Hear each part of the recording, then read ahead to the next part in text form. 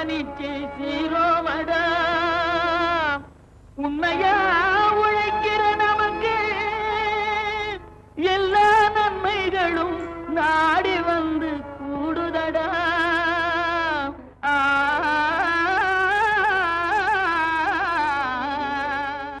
மாத்தியோசிச்செங்க பகுதியில் கன்னியாகுமரி மாவட்டத்தை சார்ந்த கொல்லூர் கிராம விவசாயி ஹென்றி இவர் தேன் பண்ணை வைத்து அதனில் வரும் வருமானத்தை கொண்டு தனது வாழ்வினை மகிழ்வுடன் நடத்தி வருகிறார். தேன் வளர்ப்பில் தனக்கு எவ்வாறு ஆர்வம் ஏற்பட்டது என்பதை குறித்து அவரிடம் கேட்டபோது, P. Henry, Kottur, Cheruppalur post. நான் ஒரு தேனீ வளர்ப்பு ஒரு விவசாயி. குமரி மாவட்டத்தில் 100-110 வருஷங்களுக்கு முன்பாக தேனீ வளர்ப்பு தொடர்ந்து நடந்து கொண்டே இருக்கின்றது.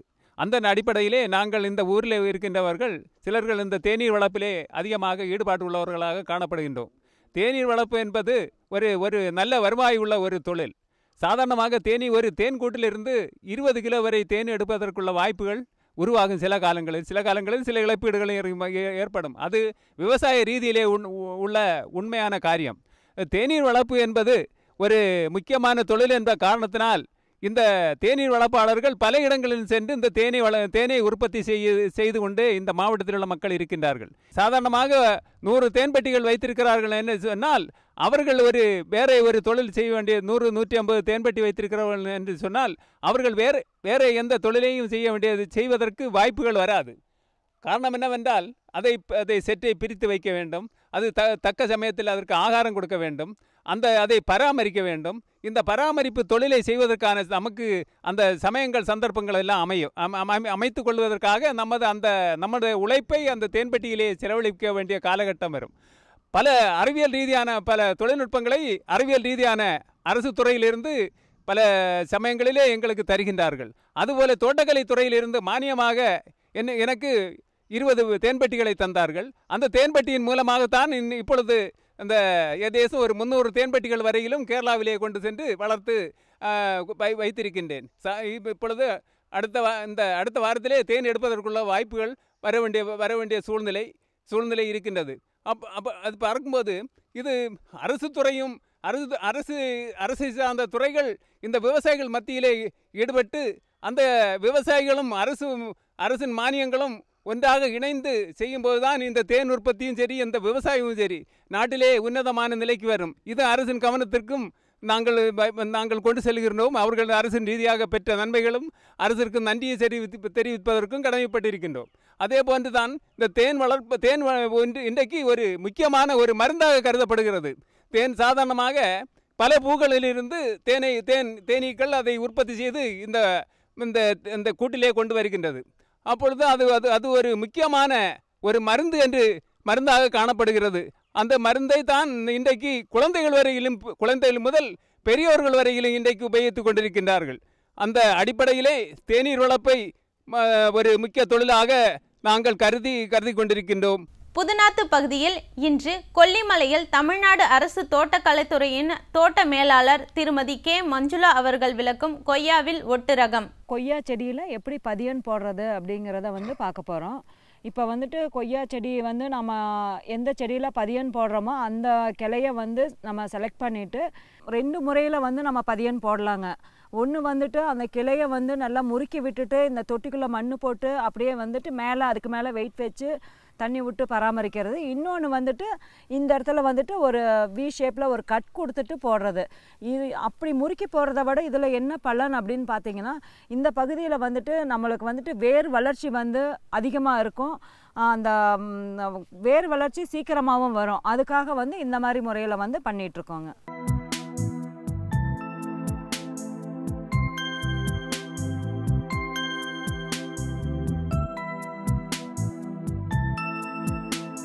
இப்போ இந்த முறையில் கொய்யா பதியன் போடுறது விவசாயிகளை அவங்க வயலில் ரொம்ப ஈஸியாக போடலாங்க.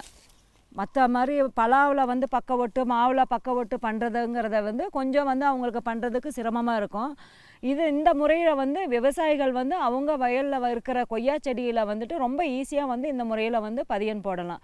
இயற்கை எழில் மிகுந்த மேற்கு தொடர்ச்சி மலையின் அடிவாரத்தில் குலசேகரத்திலிருந்து 10 கிலோமீட்டர் தொலைவில் அமைந்துள்ளது கன்னியாகுமரி மாவட்டம் பேச்சிப்பாறை தோட்டக்கலை ஆராய்ச்சி நிலையம்.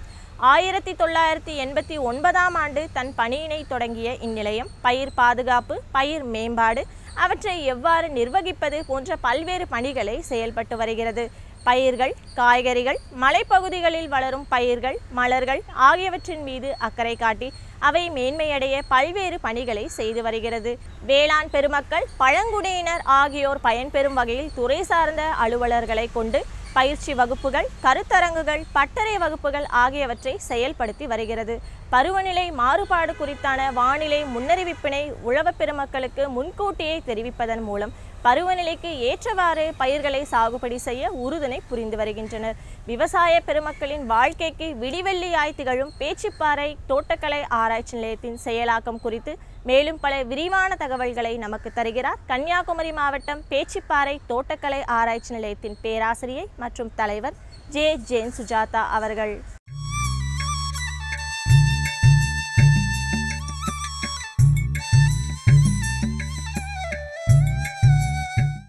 தமிழகத்தின் தென்கோடியில் அமைந்துள்ள கன்னியாகுமரி மாவட்டத்தில் இயங்கி வரும் பேச்சிப்பாறை தோட்டக்கலை ஆராய்ச்சி நிலையத்தில் நான் பேராசிரியர் மற்றும் தலைவராக பணிபுரிந்து வருகிறேன்.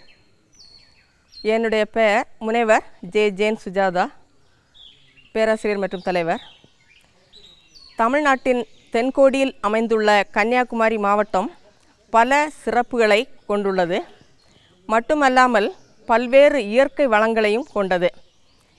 பல்வேறு இயற்கை வளங்களை கொண்டுள்ளதால் இந்த கன்னியாகுமரி மாவட்டத்தில் அனைத்து விதமான பயிர்களையும் பயிர் செய்யலாம். இந்த மாவட்டத்தில் குளிர் மண்டலம், மித மண்டலம் மற்றும் மித வெப்ப மண்டலம் ஆகிய மண்டலங்களில் பயிரிடப்படும் எல்லா விதமான தோட்டக்கலை பயிர்களும் பயிர் செய்யலாம். அதற்கேற்ற காலநிலை மற்றும் சூழ்நிலையில் இந்த மாவட்டத்தில் அமைந்துள்ளது. இந்த மாவட்டத்தில் தென்மேற்கு மற்றும் வடகிழக்கு பருவக்காற்றால் மழை பெய்யக்கூடியது. இந்த மாவட்டம் அதிக மழை பெறும் பகுதியை சார்ந்தது. ஆதலால் கூட இந்த மாவட்டத்தில் எல்லா விதமான பயிர்களையும் நாம் சாகுபடி செய்ய முடியும். காய்கறி பயிர்களில் கூட எல்லா விதமான காய்கறி பயிர்களையும் கன்னியாகுமரி மாவட்டத்தில் பயிர் செய்து வருகிறோம். அதிக தரம் வாய்ந்த ரப்பர் பயிர்கள் கூட கன்னியாகுமரி மாவட்டத்தில் பயிர் செய்யப்படுகின்றது. மட்டுமல்லாமல் பருவகாலம் மற்றும் கார்காலம், அதாவது ஆஃப் சீசனில் கிடைக்கக்கூடிய பழங்களான மா, பலா போன்றவையும் இந்த மாவட்டத்தில் சாகுபடி செய்யப்பட்டு வருகின்றது. இந்த மாவட்டத்தில்தான் இந்த தோட்டக்கலை ஆராய்ச்சி நிலையம் இயங்கி வருகிறது. இந்த தோட்டக்கலை ஆராய்ச்சி நிலையம் கன்னியாகுமரி மாவட்டத்தின் தலைநகரான நாகர்கோயிலில் இருந்து 45 கிலோமீட்டர் தொலைவில் அமைந்துள்ளது. குலசேகரத்தில் இருந்து 12 கிலோமீட்டர் தொலைவிலும், பேச்சிப்பாறை அணையிலிருந்து 1 கிலோமீட்டர் தொலைவிலும் இந்த பேச்சிப்பாறை தோட்டக்கலை ஆராய்ச்சி நிலையம் அமைந்துள்ளது. பேச்சிப்பாறை தோட்டக்கலை ஆராய்ச்சி நிலையத்தின் செயல்பாடுகளை பற்றி பார்த்தோமானால், இந்த ஆராய்ச்சி நிலையம் முதலில், அதாவது ஆரம்ப காலத்தில் அன்னாசி பழப்பண்ணையாக செயல்பட்டு வந்தது. அதாவது தமிழ்நாடு தோட்டக்கலை துறையின் கீழ் இயங்கி வந்தது. 1989ஆம் ஆண்டு தமிழ்நாடு வேளாண்மை பல்கலைக்கழகத்தின் கட்டுப்பாட்டின் கீழ் கொண்டு வரப்பட்டது. அன்னாசி பழப்பண்ணையாக இருந்து வந்த காலத்தில் இந்த நிலையத்தில் அன்னாசி, நல்ல மிளகு மற்றும் பூச்செடிகள் மற்றும் முக்கிய பயிர்களாக இருந்து வந்தது. ஆனால் தமிழ்நாடு வேளாண்மை பல்கலைக்கழகத்தின் கீழ் கொண்டு வந்த பின்பு தோட்டக்கலை பயிர்களான பழப்பயிர்கள், காய்கறி பயிர்கள், வாசனை மற்றும் மூலிகை பயிர்கள் அதிக அளவில் பயிர் செய்யப்பட்டன. இந்த ஆராய்ச்சி நிலையம் ஆரம்பத்தில் 8.3 ஹெக்டேர் நிலப்பரப்பை கொண்டதாக அமைந்தது. அந்த நிலப்பரப்பளவு அதாவது மத்திய பண்ணையாக விளங்கியது. அதன் பின்புதான் 12.4 ஹெக்டேர் நிலம் வனத்துறையிடமிருந்து குத்தகைக்கு பெறப்பட்டது. தற்போது மணப்பயிர்கள், அதாவது மணமூட்டும் பயிர்கள், இன்னும் மா, பலா, நல்ல மிளகு ஆகியவற்றில் ஏராளமான ஆராய்ச்சிகள் செய்து வருகின்றோம். இந்த ஆராய்ச்சி நிலையத்தில் 3 ரகங்கள் வெளியிடப்பட்டுள்ளன. அதாவது முதலாவதாக பேச்சிப்பாறை 1 பலா, பேச்சுப்பாறை ஒன்று கத்தரி, பேச்சுப்பாறை ஒன்று இலவங்கப்பட்டை. இந்த பேச்சுப்பாறை ஒன்று பலா 1996ஆம் ஆண்டு வெளியிடப்பட்டது. இந்த பலா பருவ காலங்களிலும் கார் காலங்களிலும், அதாவது ஆஃப் சீசனிலும் பழங்கள் கொடுக்கக்கூடியது. இதன் பழங்கள் மஞ்சள் நிறத்திலும் நல்ல சதைப்பற்று உடையதாகவும் இருக்கும். மட்டுமல்லாமல் நல்ல மனம் கொண்டதாகவும் இனிப்பு சுவை உடையதாகவும் இருக்கிறது. ஒரு மரத்திலிருந்து 107 பழங்கள் கிடைக்கின்றது. இந்த மரங்கள் நடுத்தர உயரத்தில் வளரக்கூடியவை. இந்த மரங்கள் ஒட்டு பெருக்குதல் மூலம் இனப்பெருக்கம் செய்யப்பட்டவை. இந்த மரங்களை நாம் வீட்டு தோட்டத்திலும் வளர்க்கலாம், வியாபார ரீதியாகவும் வளர்க்கலாம். அடுத்ததாக பேச்சுப்பாறை ஒன்று கத்தரியை பற்றி பார்ப்போம். இந்த பேச்சுப்பாறை ஒன்று கத்தரி ரகமானது 2002ஆம் ஆண்டு வெளியிடப்பட்டது. இதன் காய்கள் நீளமாக இருக்கும், வெளிர் பச்சை நிறத்தில் காணப்படும். ஒரு ஹெக்டேரிலிருந்து 45 முதல் 50 டன் வரை மகசூல் கிடைக்கிறது. மட்டுமல்லாமல் ஒரு மரத்திலிருந்து 30 35 காய்கள் வரை கிடைக்கும். இந்த காய்கள் சமையலுக்கு மிகவும் சிறந்தவை. இந்த காய்களில் துவர்ப்பு மற்றும் கசப்பு சுவை கிடையாது. விதைகளும் குறைந்த அளவில் தான் இருக்கும். அடுத்ததாக பேச்சுப்பாறை ஒன்று இலவங்கப்பட்டையை பற்றி பார்ப்போம். இந்த பேச்சுப்பாறை ஒன்று இலவங்கப்பட்டை 2003ஆம் ஆண்டு வெளியிடப்பட்டது. இந்த பட்டை வறட்சி மற்றும் பூச்சி நோய் எதிர்ப்பு சக்தி கொண்டது. ஒரு ஹெக்டேரிலிருந்து 980 கிலோ பட்டை மகசூல் கிடைக்கிறது.